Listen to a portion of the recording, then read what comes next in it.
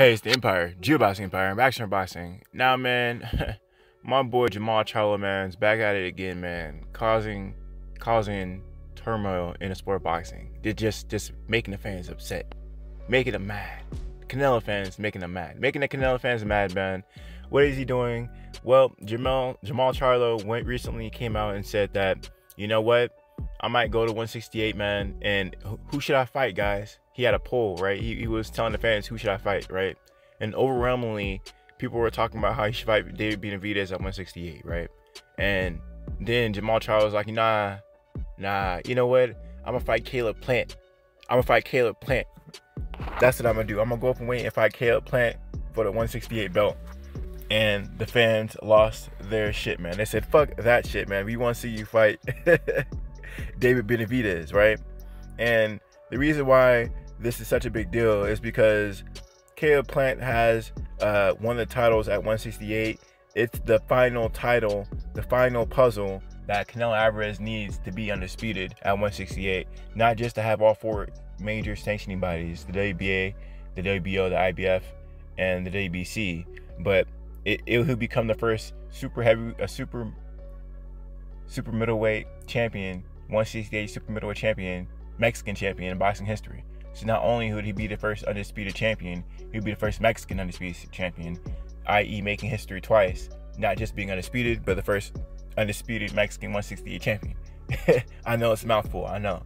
But, you know, so my boy Jermall Charlo wants to get the IBF strap, man. And there's been rumblings talking about how HAYMON not only wants Canelo Alvarez to come up and fight my boy Caleb Plant, but not only that, he has to sign a 3-fight deal with HAYMON, and we just don't know what's happening with that, you know. So we don't know what's happening with that. We don't know if this fight's gonna happen. You know what they say, man. There could be reports saying this fight's done, but it's not done until they get in the ring, because Canelo Alvarez right now is a free agent. We don't know where he's gonna go, and the only way he can fight Caleb Plant is if he fights a multi-fight deal with Uncle Al Haymon. So that being said, man, you know, Canelo Alvarez can do this the easy way or the hard way, because, you know, if Canelo was really chasing that legacy, he's gonna have to fight Caleb Plant now. And even if Jermall Charlo doesn't get the fight, they're saying that Charlo's gonna get the fight regardless. He doesn't need a David Benavidez to get that Canelo Alvarez fight. So Al Haymon's gonna make it such that Charlo's gonna get the fight whether Jermall Charlo goes up and gets the belt for Caleb Plant. So Canelo's gonna have to fight Jermall Charlo if he wants to be undisputed at 168, or if Canelo Alvarez decides to fight Caleb Plant, but he signs a multi-fight deal with Al Haymon that includes Jermall Charlo in the contract. So either way, Jermall Charlo's basically guaranteed a fight. That's why he's been talking different lately about fighting people like Demetrius Andrade and people like you know, the big names, the Triple G's, you know, et cetera, at 160, because he basically knows that he's going to get the fight with Canelo Alvarez, you know, with or without David Benavidez. So he's basically playing it safe, because he's like, I'm going to get that Canelo bag. I'm going to get that Mexico bag. I'm going to get that El Chapo bag.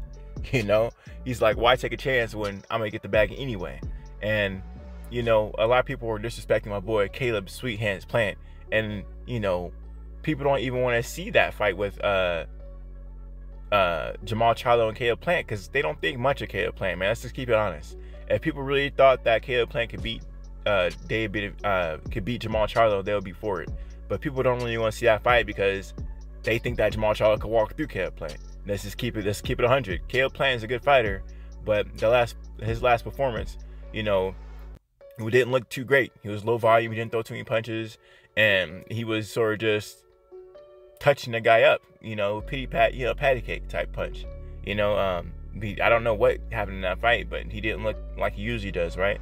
From the Jose Udazgadi fight, that was his best performance. And that last fight he had was not his best performance.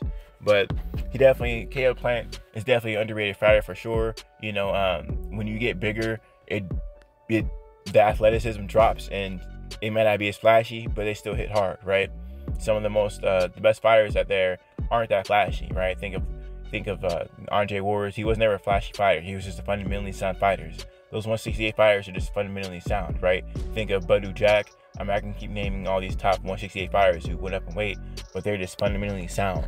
That's always been the 168 division. The best have always been fundamentally sound fighters, and Caleb Plant is definitely one of those guys, right? Defense, boxing ability, hit and not get hit, counter punching. That's all the 168 division is about. It's basically like the most complete boxer you can get who's true to the fundamentals. You're not going to have any Roy Jones Jr. stuff happening at 168. It's purely strictly fundamentals at 168. So that being said, man, Sweet Hand Plant doesn't really pop at you when you see him fight. You know, so his defense might cause you to be like, ooh, that was a nice move. But I'm talking about offensively. Offensively, the guy's cute. He'll move in a certain way where he'll move in an angle and then he'll hit you and he'll knock you off balance and you'll fall. A lot of those shots that Caleb Plant hits you with are positioning shots. He'll position himself and he'll move quicker than you and hit you, and you're basically off balance. At that point, you're gonna get it dropped because you're not there. You're not there yet. You're too slow, moving wise, foot speed wise, right? Caleb Plant does have good foot movement. He is an elite fighter for sure.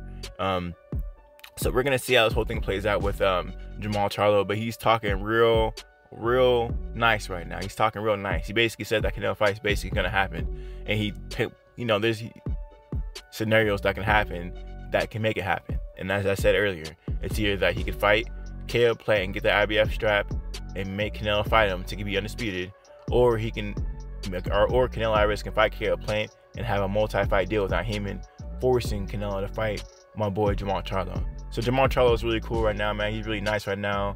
He's talking that trash. He's not fighting no one because that Canelo bag's basically secured, man. Anyway, man, I thought I'd talk about it. My boy Jermall Charlo, man, causing shockwaves in the boxing world, man, making these Canelo fans they lose it, man. They lose it. And it's funny. I mean, these fans are out of control because they be up hitting Jermall Charlo. I mean, Jermall Charlo's page up, his little bro, you know, Lions Only. They be hitting him up because they're twins. They don't know a difference, right? You see it all the time. Jermall will fight and he's ducking Canelo. I mean, it's just bad, man. He's killing Canelo fans, man. They can't tell a difference. They don't care. That's why Jermall Charlo's talking trash about his own brother, talking about, hey man, he ducked him, man. Don't talk to me. I'm not Jermall. Crazy stuff, man. Anyway, let me know how you guys feel about it, though. Like, comment, subscribe. It's the Empire. Geobox Empire. Peace.